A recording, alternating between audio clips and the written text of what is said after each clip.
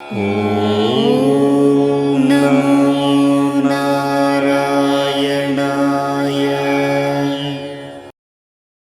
லட்சுமி கடாட்சம் நேயர்கள் அனைவருக்கும் வணக்கம். இந்த பதிவில் இப்போ சமீபத்தில் கொஞ்சம் ஒரு சர்ச்சை போயிட்டுருக்கு. ஒருத்தர் சொல்லியிருக்கார், சீதை பிரிந்த ராமன் செய்வதறியாமல், அழகாக சொல்கிறார் தமிழில் பாருங்கள், சீதை பிரிந்த ராமன் செய்வதறியாமல் புத்தி சுவாதீனம் இழந்து விட்டார். அது மட்டும் சொல்லிவிட்டு அப்படி சைடில் ஒரு திருப்பி ஒரு போஸ்ட் கொடுக்குற பார்க்கணும், எல்லாரும் கை தட்டுறாங்க. அப்படி அதை எதை வச்சு அவர் சொன்னார்னு எனக்கே புரியலை, யாருக்கும் புரியலை. இவர் ஏன் இப்படி சொல்கிறாருன்ட்டு ஒன்று மட்டும் தெளிவாக தெரியுது. இவர் பேரை சொல்ல கூட எனக்கு இஷ்டம் இல்லை.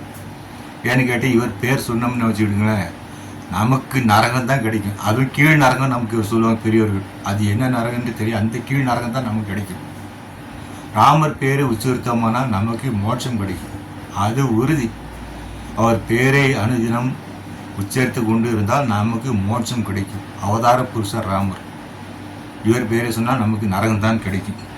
ஆகவே அவர் என்ன செய்ய, மேலையில் வந்து தெளிவாக ஒன்றுமே தெரியாமல் ராமாயணம் என்ன, கம்ப ராமாயணம் என்ன சொல்லியிருக்கு, வால்மீகி ராமாயணம் என்ன சொல்லியிருக்கு, எதுவுமே தெரியாமல் மேடைக்கு வந்து ஏதோ சொல்ல வேண்டும் என்பதாக ஒரு 2 வரி மட்டும் படிச்சுட்டு இங்கே வந்து உளறி விட்டார்.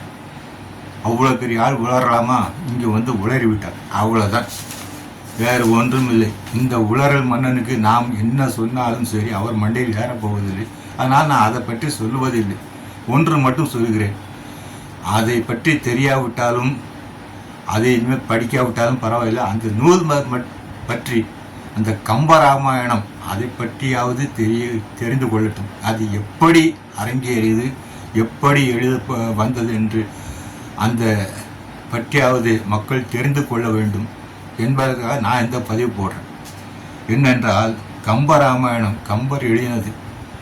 அந்த கம்பர் அந்த ராமாயணத்துக்கு வச்ச பேர் என்னன்னா ராம அவதாரம்னு பேர் வச்சார் முதல்ல. அதன் பிறகு அது என்ன ஆயிட்டுன்னா, நிறைய ராமாயணங்கள் வர ஆரம்பித்து விட்டன.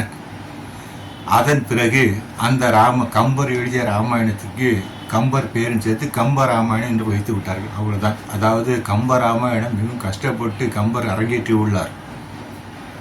அந்த கஷ்டம் என்னவென்று மக்களுக்கு தெரியட்டும் என்பதற்காக நான் இதை சொல்லுகிறேன். அதாவது முதலில் இந்த கம்ப ராமாயணம் எழுதிய பிறகு அரங்கேற்றம் செய்ய வேண்டுமே, என்ன செய்வது, எப்படி அரங்கேற்றுவது என்று யோசித்து, சரி இந்த ராமாயணத்தை ஸ்ரீரங்கம் கோயில் அரங்கேற்றுவோம், ரங்கநாத பெருமாள் கோயில் அரங்கேற்றலாம் என்று முடிவு செய்து அங்குள்ள பெரியவர்களை எல்லாம் கேட்கிறார். எல்லாம் வைஷ்ணவ பெரியவர்கள், ஆச்சாரியர்கள் எல்லோரையும் கேட்கிறார். அனுமதி கொடுக்கவில்லை. என்ன செய்வது என்று தெரியவில்லை. முடித்து கொண்டே இருக்கிறார். படுத்து விட்டார்.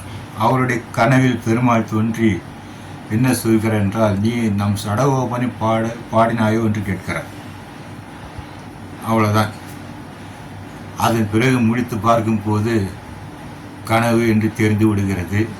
அவர் சடகோபன், அதாவது நம்மாழ்வாரை பற்றி 100 பாசுரங்கள், அதுதான் சடகோபர் அந்தாதி. அந்த சடகோபர் அந்தாதி பாடுகிறார்.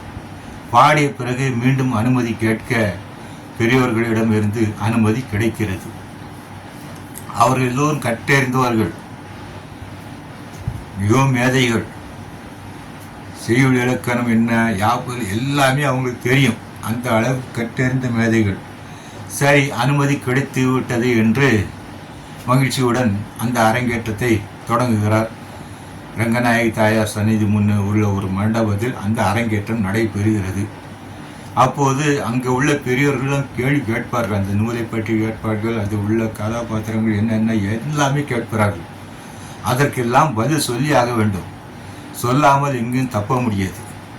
சரி, அவர்கள் அவ்வளவு கேள்வி கேட்கிறார்களே, எந்த நோக்கம் அவர்களுக்கு? அந்த நூலை தடை செய்ய வேண்டுமா, அந்த நூலை அரங்கேற்றம் செய்ய விடாமல் நாம் தடுக்க வேண்டுமா, அது நிராகரிக்கப்பட வேண்டுமா என்று ஏதாவது ஒரு நோக்கம் உண்டாது என்றால் அப்படியெல்லாம் எதுவும் இருக்காது. அவர்கள் முக்கிய நோக்கம் என்னவென்றால், அந்த நூலில் எந்த பிழையும் இருக்கக்கூடாது என்பதுதான் அவர்களின் நோக்கம், தவிர வேறு ஒன்றுமே இல்லை.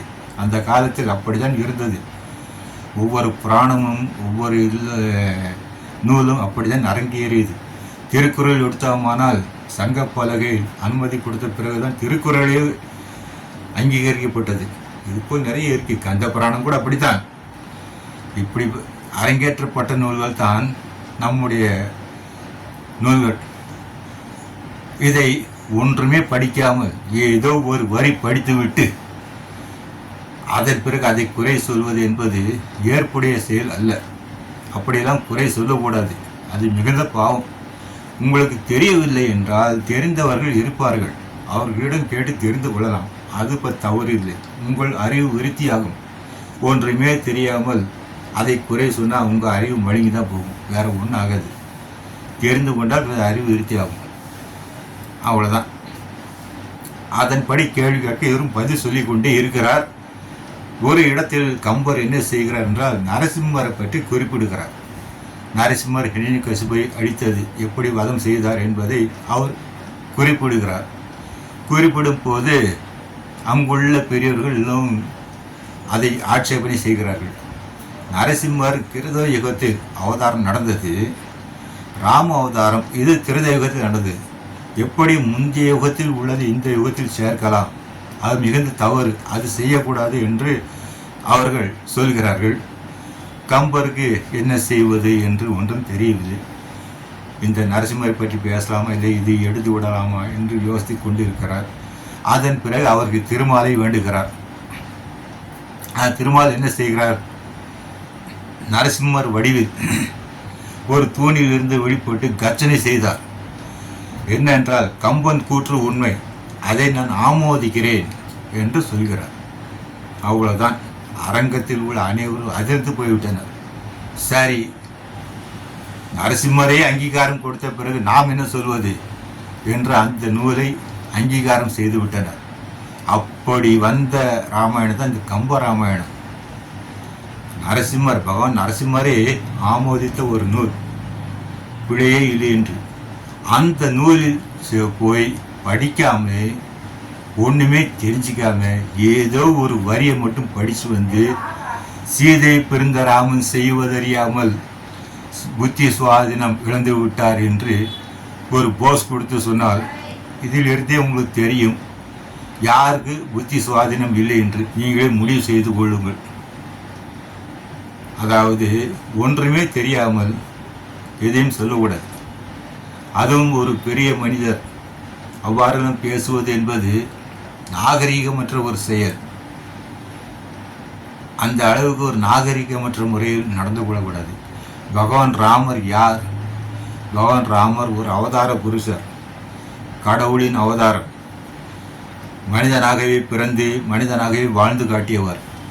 ஒவ்வொருவரும் எப்படி நடந்து கொள்ள வேண்டும், தந்தையிடம் எப்படி நடந்து கொள்ள வேண்டும், தாயிடம் எப்படி நடந்து கொள்ள வேண்டும், சிற்றன்னை இருந்தாலும் அவர் அந்த தாயிடம் எப்படி நடந்து கொள்ள வேண்டும், கூட பிறந்த சகோதரர்கள் அண்ணன் தம்பி இவர்களிடம் ஒரு மனிதன் எப்படி நடந்து கொள்ள வேண்டும்.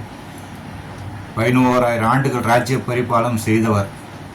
நாட்டு மக்களை எப்படி காக்க வேண்டும், இதையெல்லாம் தெரிந்த ஒரு அவதார புருஷர் ராமர். அவரை பற்றி புத்தி சுவாதீனம் இல்லாதவர் என்று சொல்வது என்பது ஒரு தகாத செயல். இதை இன்னும் விரிவாக சொல்லிக்கொண்டே போகலாம். இத்தோடு நிறுத்திக் கொள்கிறேன். மங்களானி பவந்தி.